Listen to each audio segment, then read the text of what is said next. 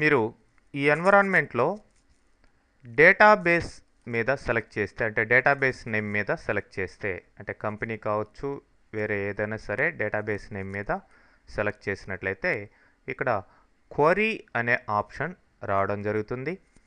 మరి ఈ క్వరీ ద్వారా మీరు జస్ట్ ఆ యొక్క టేబుల్ ఫీల్డ్స్ సెలెక్ట్ చేసి ఆటోమేటిక్గా క్వరీని ఎలా జనరేట్ చేయాలి అనేదానికి ఆప్షన్స్ ఉన్నాయి.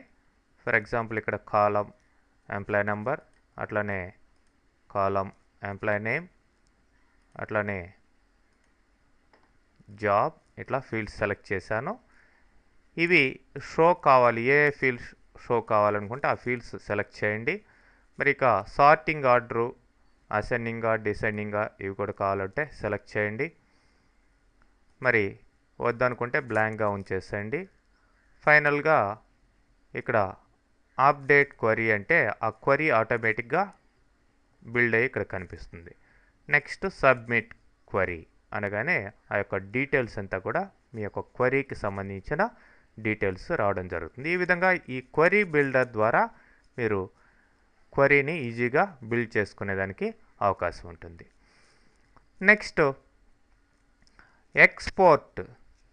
పర్టికులర్ టేబుల్లో ఉండే డేటాని మీరు ఎక్స్పోర్ట్ చేయడం కాకుండా టోటల్ డేటాబేస్లో ఉండే డేటాని మొత్తాన్ని కూడా ఎక్స్పోర్టింగ్ ఇంపోర్టింగ్ అనేది చేసుకోవచ్చు. మరి ఇక్కడ ఎక్స్పోర్ట్ అని ఆప్షన్ ఉంది. మరి quick display only the minimal options అని ఉంది.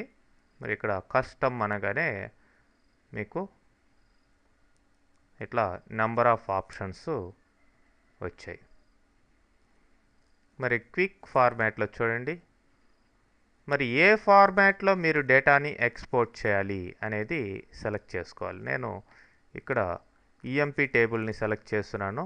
ఈఎంపీ టేబుల్కి ఎక్స్పోర్ట్ అని ఇస్తున్నాను. దీనికి ఎస్క్యూఎల్ క్వరీ ఫార్మాట్లో ఎక్స్పోర్ట్ చేయాలి అనుకోండి. గో అనగానే మీకు emp.sql అని రావడం జరిగింది. మరి షో ఇన్ ఫోల్డర్ అని మీరు దాన్ని సెలెక్ట్ చేసినట్లయితే చూడండి, ఎంప్లాయీ టేబుల్కి సంబంధించిన మొత్తం డీటెయిల్స్ ఇక్కడ టేబుల్ స్ట్రక్చర్ ఫస్ట్ వచ్చిందా, తర్వాత టేబుల్లో ఉన్న ఈ యొక్క రికార్డ్స్ డీటెయిల్స్ అంతా కూడా రావడం జరిగింది. సో ఈ విధంగా ఎక్స్పోర్ట్ చేయొచ్చు ఎస్క్యూఎల్ ఫార్మాట్లో. అదే మీరు వేరే CSV comma separated values format కావాలంటే అది తీసుకోవచ్చు. లేదంటే సిఎస్వి ఫర్ ఎంఎస్ ఎక్సెల్ ఈ ఫార్మాట్ కావాలంటే తీసుకోవచ్చు. గో. సో ఇప్పుడు ఓపెన్ చేసి చూసినట్లయితే డబుల్ క్లిక్ చేయండి. ఆ యొక్క ఎంప్లాయీస్ డీటెయిల్స్ అన్నీ కూడా కామా సపరేటెడ్ వాల్యూస్ లాగా ఇక్కడ ఎక్సెల్ ఫార్మాట్లో ఎక్సెల్లోకి రావడం జరిగింది. ఈ విధంగా మీరు బ్యాకప్ తీసుకోవచ్చు ఎక్స్పోర్ట్ చేసి. అదే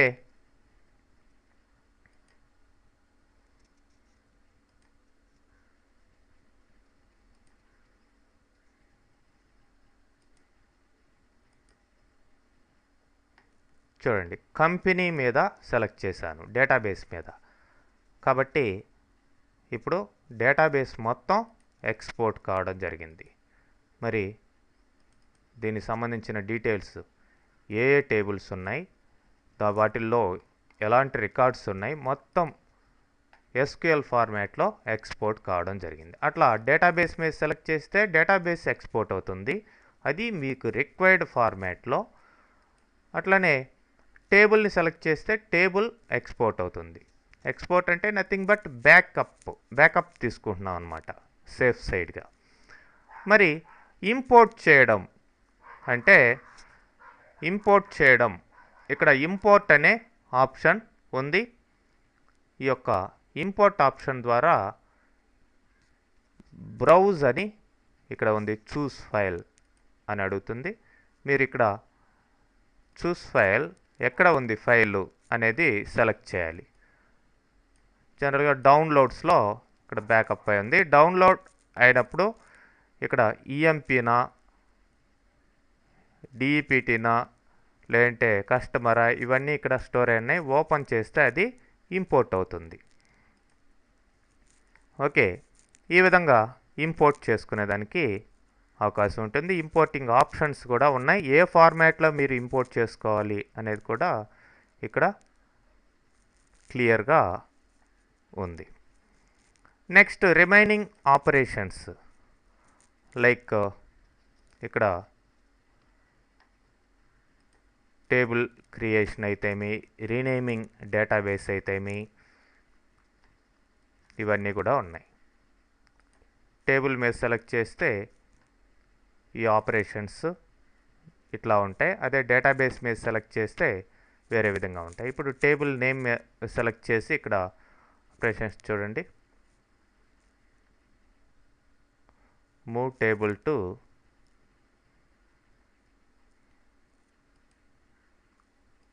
పర్టిక్యులర్ డేటాబేస్ కాలర్ ఉంటే మూవ్ చేయొచ్చు. అట్లనే రీనేమింగ్ టేబుల్, ఇట్లా రిమైనింగ్ ఆప్షన్స్ అంతా కూడా ఉన్నాయి. సో అట్లా డిఫరెంట్ ఆపరేషన్స్ మీరు చేసుకోవచ్చు. అట్లనే ట్రాకింగ్ కూడా చేయొచ్చు.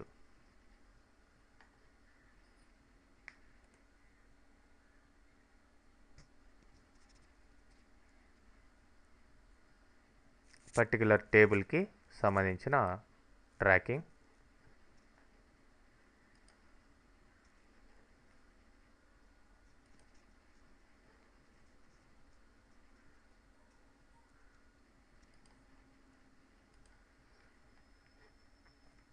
నెక్స్ట్ ట్రిగర్స్ ఏమైనా కాల్స్ ఉంటే క్రియేట్ చేయొచ్చు. ఈ ట్రిగర్స్ రిమైనింగ్ ఆప్షన్స్, ట్రిగర్ అంటే ఏంటి, దానికి సంబంధించిందంతా కూడా ట్రిగర్స్, ప్రొసీజర్స్, ఈవెంట్స్ ఇవన్నీ ఎలా క్రియేట్ చేయాలి అంటే రొటైన్స్ అన్నా ప్రొసీజర్స్ ఫంక్షన్స్ అన్నా ఒకటే, వీటిలన్నిటిని ఎలా క్రియేట్ చేయాలనేది నెక్స్ట్ కమింగ్ సెషన్స్లో మనం చూద్దాం.